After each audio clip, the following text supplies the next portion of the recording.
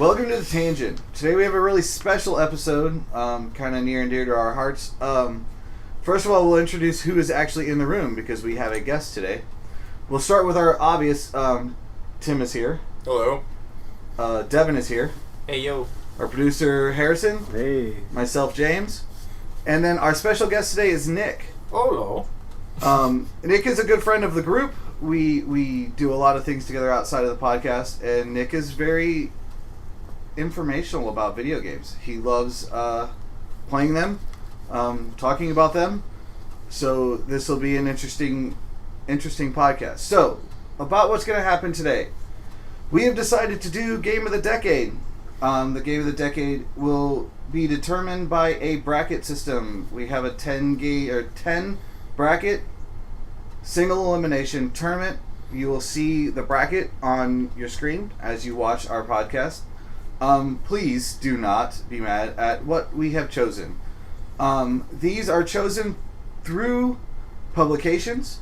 We've looked at all the game publications that have listed a game of the year of some kind, shape, or form, and we've chosen the games for each year that has the most publications giving it game of the year. So that is why we have these games on our list. We are going to do the tournament, but before we do the tournament, there are about 6 games that we have come to a conclusion that they need to be mentioned because they are not on our bracket. Yeah, I would like to just say that these 6 games we're about to discuss were games we were disappointed didn't make our actual bracket. So yeah, you can't really complain to us that your game didn't make the bracket because there are games on there that we think should be up there that aren't on the bracket. We're going to start at the very bottom of my list because I think the top of my list is going to be discussed more than the bottom. But at the bottom of the list, I have Red Dead Redemption 2. I think that it turned that style of game, the Grand Theft Auto style, it just made it cleaner, made it funner, made it better. But really, how much different from the first one was it? It was pretty different when you really look at it. Well, there's 8 years. They changed some gameplay aspects. They added a few things. They definitely cleaned up the graphics. I know graphics are not always key to any game because there are some great games that are graphically horrible, but are probably some of the best games to play. But I think that Red Dead 2, with the popularity that it had when it came out, due to the following that Red Dead Redemption 1 had, a lot of people played Red Dead 2. It also has something that Grand Theft Auto 5 has, which we're going to talk about next. The online playability, and something that Rockstar has always done is continue to do online updates. So it makes their games still. And Rockstar has basically been living off of Grand Theft Auto 5 for a while. Oh, yeah. So, Grand Theft Auto 5, let's talk about that for a sec, because that's the next on my list. Grand Theft Auto 5 is, 6 years old? 7 years old? I don't even remember. Like 2013? Yeah, so I mean, it's 7 or 8 years old. And you know what? I do, like I've said in other podcasts, I do work at a gaming store, and I'm telling you right now, it's still one of our better sellers. Oh, yeah. It still goes off the shelf, brand new, used.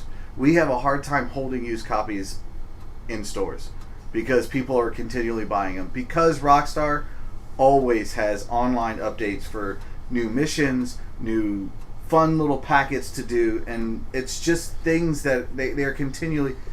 They are updating their online to keep from having to build a Grand Theft Auto 6. You know, and that may or may not be the best decision possible. Regardless of whether or not it's a good decision, they have finally come out a little while ago and said they're going to finally start moving away from Grand Theft Auto 5. So they are doing something finally, but Grand Theft Auto 5 kept them just sort of floating there for a while. So I mean, it was a big thing. Supposedly they're going back to Bully.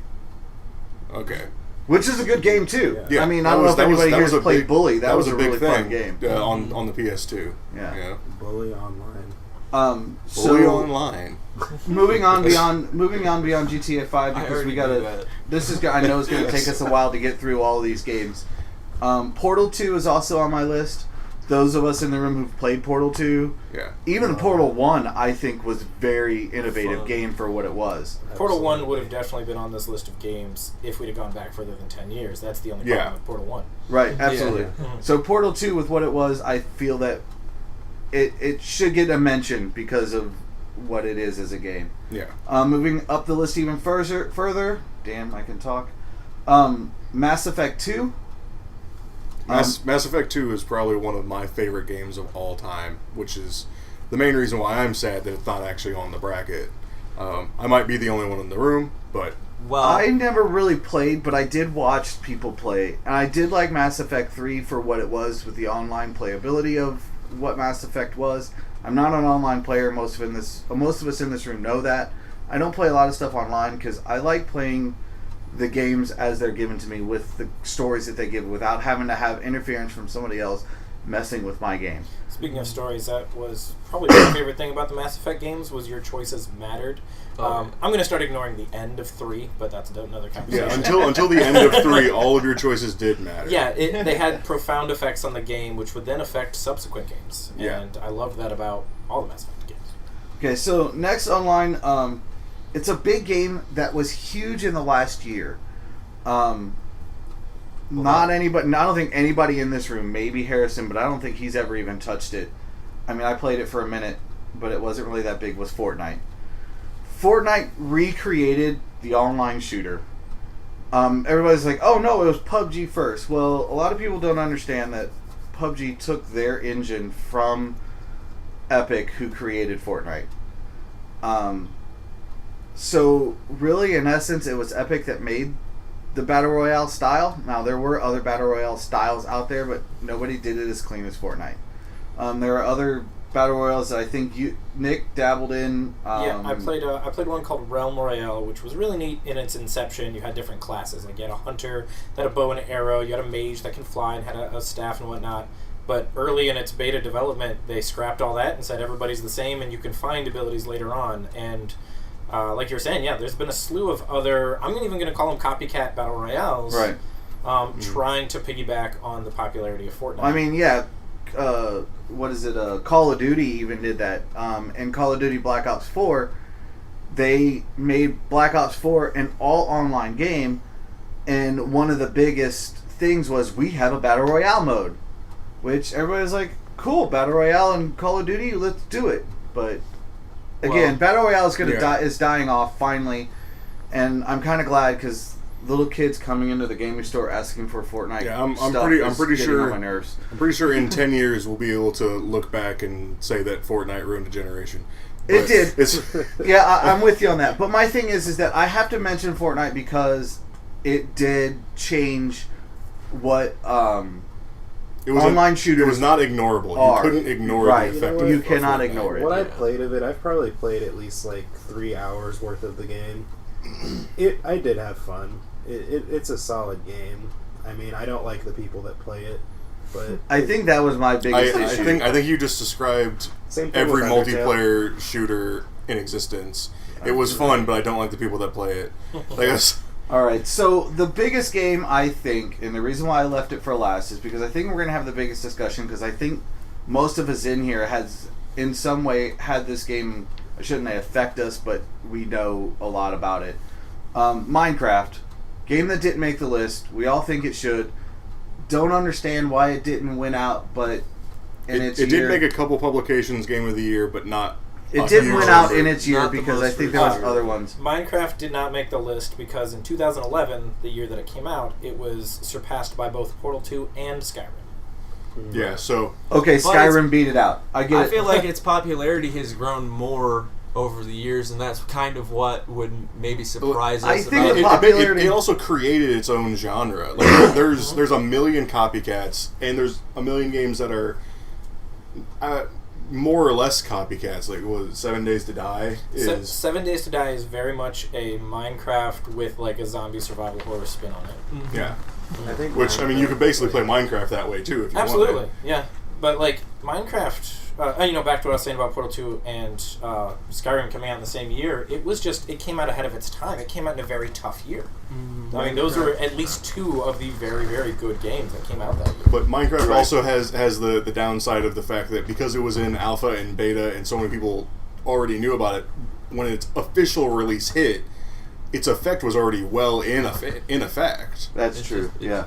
Right. Well, I guess when it was released back in that year, it didn't quite get the popularity because it really didn't. It already had all of its popularity. It gained a lot more traction. Officially released. It gained a lot more traction when it became an open source game. Yeah. And people were able to do their modifications to what's going on within the game. Yeah. And it wasn't until relatively recently that it became so ubiquitous on every system you can get your hands on. Right. That's you true can too, literally because play it it on was anything. and it was back in the day when it was released. It was so hard to find a computer that could even run it because of how much it needed to generate at a time. The graphics were very low grade, it just generated so much stuff. Nick being a computer guy like he is, he understands this and he could probably explain it better. But back in that time, they didn't have a lot of computers that could handle that kind of. Well, the thing with a game like that is that literally every block, the game's building in blocks, every single block is rendered and interactable in its own unique ways, therefore has to be coded and accounted for when your computer loads up this entire world. Now, it loads it in cells, and, there's lots of computer math when it has to do with that, but that's the reason that computers that are running Windows 7 and some of them even Windows 8 at the time, they're not going to be able to run Minecraft optimally. And it's going to be laggy, and people are going to say, no, thank you, I'm good. Yeah, and that's a thing that a lot of people forget, because nowadays you can run Minecraft on anything that's at least vaguely modern. But back when it came out, it was kind of a CPU hog. Yeah. All right, so that ends our list of honorable mentions. If there are any games, and you got to think within the decade that you guys can think of out there in the world that you would like us to maybe discuss in a later time, or maybe we can discuss through our comment section, put it down in the comments. I'll gladly go through some of the comments and answer. Yeah. We'll give Nick access to it, so if anybody wants to throw something right at Nick can take care of his comments that were made to him. Nick will probably be back on our podcast more eventually. I just like having him here for today because of his knowledge in games. So, directly to our tournament then. So, now that the honorable mentions are done, we are going to go ahead and look at our tournament brackets. We have built this, or I should say somebody in this group built this, very well. Thanks, Nick. I like the way that he put a 10 bracket system together. It works out really well, and it'll flow everything really well. Now, should placement. Should we go ahead and ask how he seeded this? I was going to ask him. That's my next question. Okay. I was going to ask him if they were randomly generated within here, or if he actually seeded them within the bracket. So they're definitely seeded.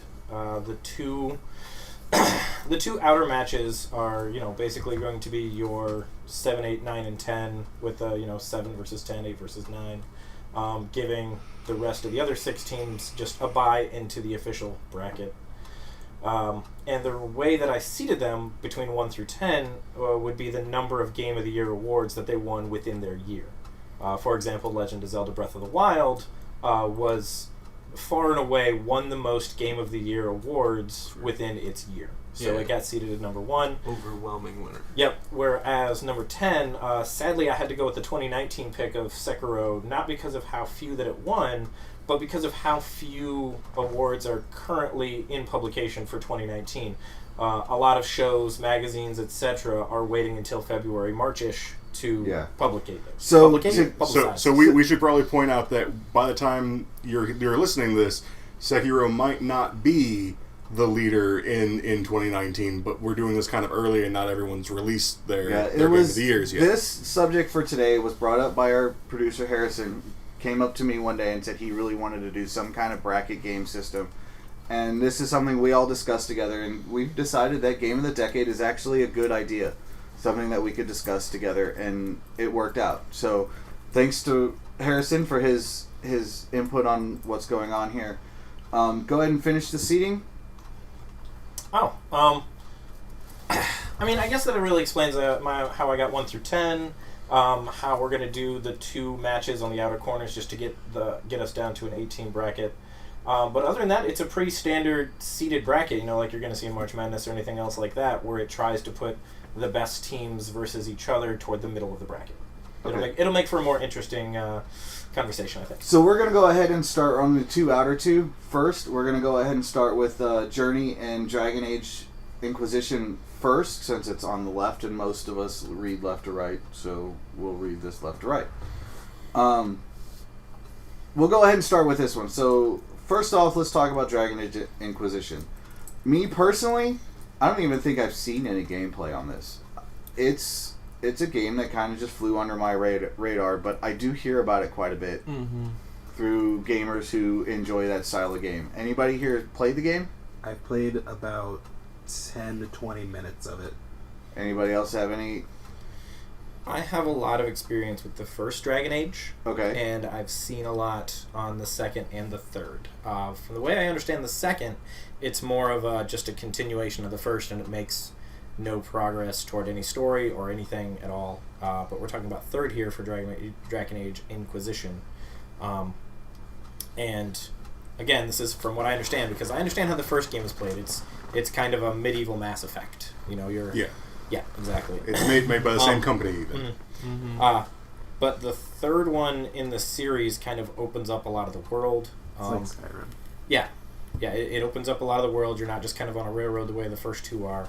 And I feel that the character customization options, you know, as far as combat and whatnot, they're more meaningful and less punishing if you do something wrong. These are positive aspects I like about the game. But again, having not played more than a few minutes of it myself, I can't give too much on it. Yeah, so we're kind of at an impasse right here with Dragon Age, because I don't think any of us really... I will say that I am a fan of, you know, old BioWare, so I do have this little soft spot in my heart for Dragon Age. As a series I didn't even play yet, but I like BioWare, so I look at things that BioWare did as, you know, just things that I look kindly upon them. Okay. So, we all good with Dragon Age? We'll move on to the Journey. I think there's only one of us in this room that's ever played the game. Yeah, so Journey was a PlayStation Network game. It was only like $5-10 or whatever. It had 2 to 3 hours tops of gameplay. It was best played with somebody else. It was mostly a 2-player game. And as the title implies, the game itself is about your journey. So you're this little sand-dwelling type person, so you've got this long flowing robe, and it's kind of Crash Bandicoot style, where you're behind your character and you're going forward and you're figuring out puzzles as you go. It's not a movement action style game. It's more of a puzzle solving and trying to find your way through from one point to the other, and there's this light at the top of the mountain, and this whole thing is your journey to try to get there. And the whole game, like I said, it's about the gameplay. It's about getting from point A to point B, and how that's meaningful. Okay. I also heard the music within it was pretty epic, and the way the way they introduced it and the way they used it to help story move on. Music in gaming is hand in hand. It's always been. You know, they always have music in gaming. The overall atmosphere of the game was, I'm not going to say it was stunning by any stretch of the imagination. It was very graphically interesting. Yes. Yeah. To let everybody else know that we did do some looking of games that we might not have known, and we looked at a few reviews on our own. So we have seen what these games look like. We do know a little bit about them, but really, when it comes down to it, unless we've played it, we don't have a lot of input on what the game is. Right. So we're going to move on with this bracket, and we're going to go ahead and take a vote. So here's how we're going to do this. There are 5 of us in this room, and the reason why there are 5 of us in this room so that we have an uneven number, so that when the votes come out, there is a clear-cut winner. Another reason why Nick is in the room with us today. So we are going to go ahead and go around the room, and we'll go ahead and start with me and work our way around the room on a vote on which one should win. Personally, because of what Journey is, I'm going to go ahead and put a vote down for Journey. I I don't know much about Dragon Age, and that style of game just has never appealed to me. I'm going to go ahead and vote for Journey on this one. No really other explanation except for the fact that I kind of liked the way it looked. It looked kind of fun and interesting. Yep, that's fair. So, like I said, I've played through Journey. I enjoyed it quite a bit. I have not played through Dragon Age Inquisition. However, I am still going to vote for Dragon Age Inquisition. Okay. I feel like there's obviously more content to the game. Right. There's more of a option of free will when exploring the game. Whereas Journey has zero replayability to it also. Right. So that's a good... If you played it once, you've seen everything. All right, Tim? So having not played either game, but Journey is just not my style of game. And Dragon Age Inquisition, from everything that I know about it, is similar to Mass Effect in its play style, at least a bit. And like I said earlier, Mass Effect 2 is one of my favorite games of all time. So I'm going to have to throw my vote up to it because that seems more like a game that I would want to play as opposed to Journey, which is not a game I would actively seek out. Okay, so that's 2 for Dragon Age. Devin? Well, the tiebreaker's going to be redundant. My choice is also Dragon Age, but it kind of comes down to content, and we did mention the fact that it seems to be a game that's more enjoyable if you play with somebody, and honestly, I'm not really the type of guy that is just going to put in a random game that I don't know anything about and play on my own or with a buddy. You Gotcha. know, unless that buddy is like, hey, this game's awesome, let's play together. So my vote is kind of going to go towards Inquisition on those 2 points. Okay, so that just pretty much won the voting, but we'll go ahead and talk to Harrison. I'm guessing he's going to also make it a clear-cut winner. Yeah, my vote is also for Dragon Age Inquisition. From what I have played, honestly, the only reason that I didn't continue playing it is because it lagged really hard on my computer. It seems like something I would like a lot, so that's why I'm giving it my vote. Okay. So, with that one won, so Dragon Age Inquisition will move on in the bracket. We'll try to update that in the picture that's on our screen to show people where we're at. The next bracket we're going to do is we're going to go all the way to the far right, and we're going to do The Last of Us against Sekiro. Now this should be probably more interesting. This should be a lot more interesting of a discussion. Honestly, for this one, I'm a lot more torn. Yeah, I'm pretty torn this by one. it This too. one's going to be interesting. Now, to say right off the bat, I personally have not played them personally, but I've seen both of the games played. And to me, The Last of Us, for me, was always better to watch somebody else because it's more of an unfolding story.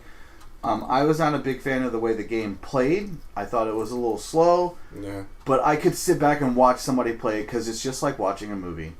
Let somebody else make the decisions. Let somebody else do the gameplay. And I just sit back and watch a movie. Last of Us. Yeah. Last of Us to me felt like a more, not immersive, a more interactable Hard Rain. You guys remember Hard Rain? Yeah. Right, exactly. And I have heard it was a movie / game. I have heard It it was basically an compared to that. interactive movie. I have heard it compared to that quite a bit. And The Last of Us is in terms of gameplay, Last of Us to me was like a clunkier Uncharted. Well, yeah. And I wasn't a fan of Uncharted to begin with. So the fact that it's slightly worse than that to me was not a big selling point.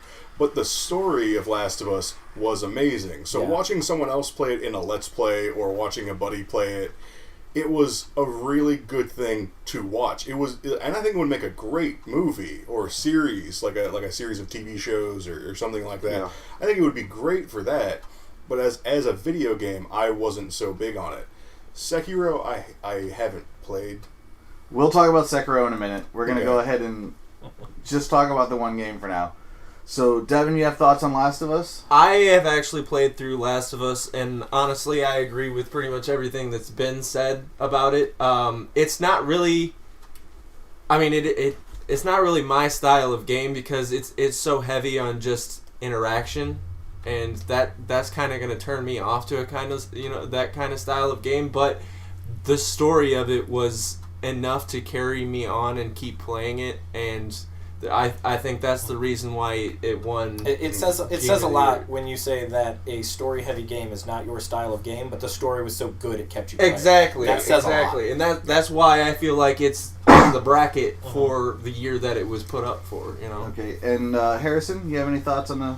I haven't played The Last of Us, but I have seen footage of it, and I think that from what I've seen, like I know that the opening is like a really good opening in my opinion, and I remember it, like, and I have hardly any interaction with the game, but I remember that opening. That opening sticks with you. That was a very heavy opening. It was a very, very intense opening. So with The Last of Us talked about, we'll go to Sekiro, and we'll go around the room again. I'll go ahead, since I'm talking, I'll go ahead and start. I have not played it. I've seen a lot of reviews on it. I've actually watched Nick play for a few minutes here and there. The game itself looks amazing. I don't quite have the eye-hand coordination to play a game like that due to its need for timing. Timing games are... I mean, I do play sports games. We all know this. And timing is key in sports. But for some reason, when it comes to fighting style games like this, action-adventure style, I don't quite have the timing down for it. And I've never been good at it. So I love the game. I think the game itself was amazing, and the way they put it together, the story behind it, the fact that you don't get multiple weapons throughout the game where you get to change your sword to make it stronger. You keep the same sword throughout the whole game. The one you start with is the one you finish with. That is your damage dealer. I mean, I think that's pretty amazing in the fact that you're not just going to end up destroying the game because you have the most powerful item in it. But other than that, I think the game and the gameplay itself seemed really smooth. The graphics are amazing. And its game style was pretty well put together. So, I mean, now Nick here has played it. He's played through it. A little bit. Did you end up beating it? I've put probably 30, 40 hours into the game. And you still haven't finished it? Oh, I finished it twice. Oh, you finished it twice? That's what the title Okay. So, Twice. Die twice. Yep. Twice. Sekiro So, I'll go ahead and hand over to Nick and let him I talk tell you, about it. since I know I don't think anybody here has put as much time into the game that I have, so they're going to kind of focus on the good things. So I can point out some bad things to the game. To be a good antithesis to the last game, Sekiro's story can get confusing. A lot of it is hidden. In case you didn't know, it's a From Software game, which means the same people who did all the Dark Souls and the Bloodborne series.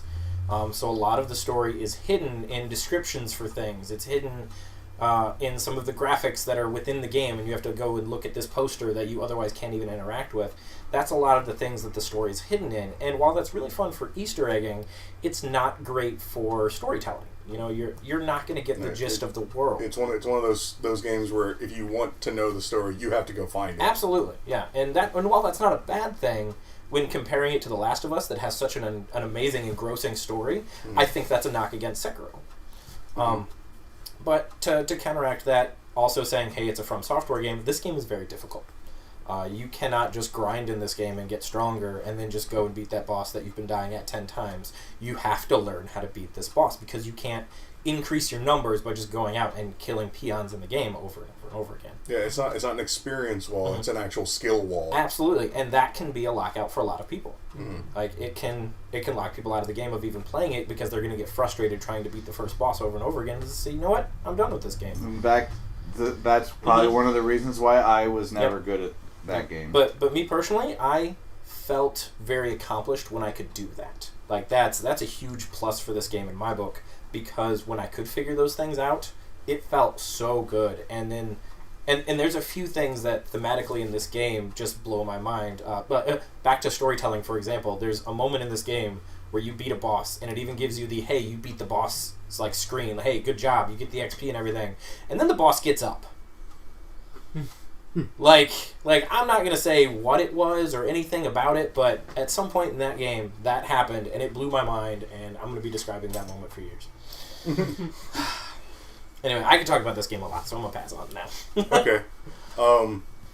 So I haven't played Sekiro. I did when it first came out. I did see Nick play it. It did seem interesting, but I was sort of heading out of video games. I'm getting more back into it now, but I was basically ignoring video games at the time. But it was one of those things that was interesting enough that I almost considered trying to pick it up.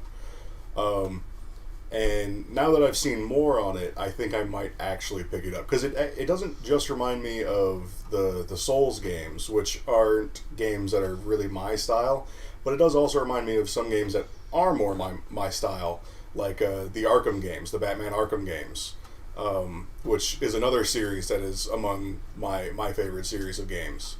And I can see a lot of sort of, similarities between the two. And then you sort of blend that together with the Souls games, and that's what you get. And that seems interesting enough to me to try and want to play it. But again, since I haven't played it, I don't know. I can't say whether or not I enjoyed the story as it is without having to go seek and find, because I have no idea what it is. And I can't say how hard it was or how big these skill walls are, because again, I haven't played it. But it is something that is sort of calling out to me and saying, "Hey, come play me," and so that's a thing. And you don't get that very often anymore. I really don't.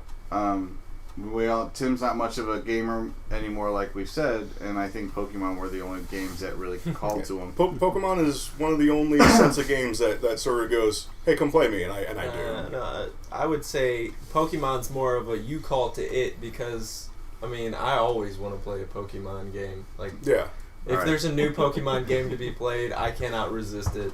All right. Right. Well, maybe that's your speed dial. Yeah. So if Tim, are you done? I'm good. Okay, so we'll go ahead and go to Devin, so we don't get off into our typical rant. For I just want to make a comment. Pokemon. I think that these two games up against each other is a super enjoyable one for me. Because one of them is a game that's not my style that I played through all the way because of how good it is, and the other one is a game that is my style that I have not played at all. That is an interesting contrast. Exactly. It's a game that just requires skill. You can't just grind, and that's my style, because I love the satisfaction of being good at a game that requires an immense amount of skill. I don't know exactly how much skill it requires because I have not played through it, but just watching, the gameplay trailers and reviews and stuff on it, it's right down my alley. I'm gonna kind of compare it to one of my favorite games in that skill-based RPG style, and that's Shadow of Mordor. Oh, yeah. I absolutely enjoyed it. First time I got it, I played it and I sucked terribly for 2.5-3 months, playing it for a really long time every day. But once you just keep you are grinding, but you're not grinding to make your character stronger. You're grinding to make yourself better at the game, and that's why that's my style of game. But that's pretty much all I have to say on that. So let's pass that to Harrison. I don't know a whole lot about this game, but I do know that it is similar to Dark Souls, and I do love Dark Souls. So I think that it would be a game I would enjoy for sure. I think I've seen the very beginning of it, and it seemed pretty fun. Yeah. So now here comes the hard part for the five of us, because I am completely torn between the two. I really don't know if I want to throw a vote up there, because I could vote for both of these at any point in time, at any point in the bracket. You almost feel kind of sad about eliminating one of them. I do actually. I do really feel really sad, because The Last of Us, the greatness of the story behind it, we've discussed books and movies and stuff like that before in other podcasts, and I love a good story. I love being told a story. I'm not always a big fan of interacting with said story, but I do love a great story, and The Last of Us is a great story. Sekiro has its own pluses and wanting me to make it the game to move on. But I'm going to go ahead and throw my vote onto The Last of Us because of the story side of what it is, and as powerful as it is. I'm going to vote for The Last of Us. It's fair. So looking at these two games for me, I will say that my biggest downfall against Sekiro is its replayability. Like I said, I played through it twice. I played on it New Game Plus. And the combat is super fun and it's engaging. And like I said, the story is hard to find. Whereas looking at The Last of Us, it being a story-heavy game, I see less replayability in a game like that even. So if my biggest downfall of Sekiro is not only matched but superseded by The Last of Us, in my opinion, I have to go towards Sekiro. So that's my vote. Okay. So I'm going to agree with James on a lot of his points in this matchup. I also love good stories, and I loved The Last of Us story, but I'm going to head in a completely different direction and go, the story is a great thing in a video game, but if that's all you got, you don't have a true video game. Because the playability is really what makes, like, the gameplay itself is what makes a great video game a lot of the time.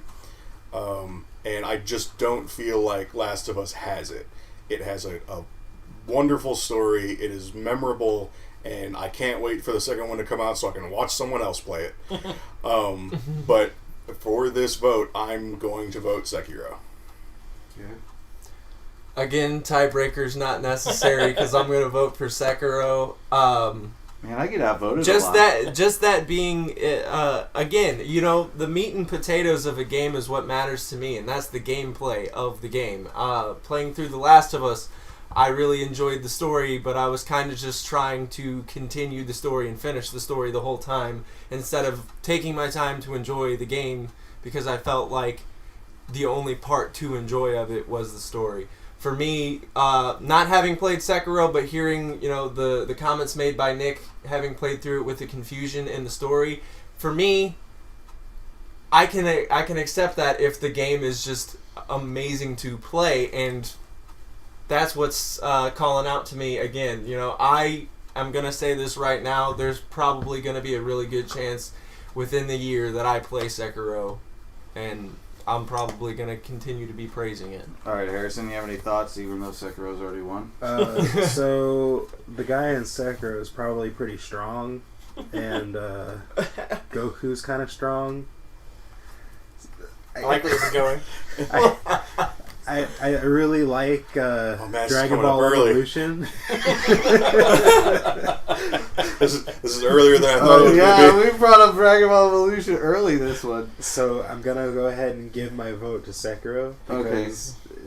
The butthurt is strong with James right now, guys. So I don't really care. I mean, I'm just getting outvoted. I'm good with that. So with me getting outvoted on a couple of these, we're going to go ahead and end this episode right now. We will finish up the next couple sections. I think it's going to end up being a couple-parter. We took a long time talking about our honorable mentions and kind of defining what this tournament was going to entail. You kind of get a gist of us doing the outer brackets and then what the rest of it's going to entail. So we're going to go ahead and end this episode right now. So I will talk at you guys later. Anybody else want to say goodbye? Later. All right. We Catch normally us next time. do recommendations. I know at the end of the episode, but with this being what it is, we don't really have recommendations. We will do a large recommendations at the end of the Yeah, we tournament. haven't completed the topic quite yet. The whole So- tournament's Yeah, already done. Technically, I like yeah, hearing I that. guess so. Yeah. So all right, we'll talk at you guys later.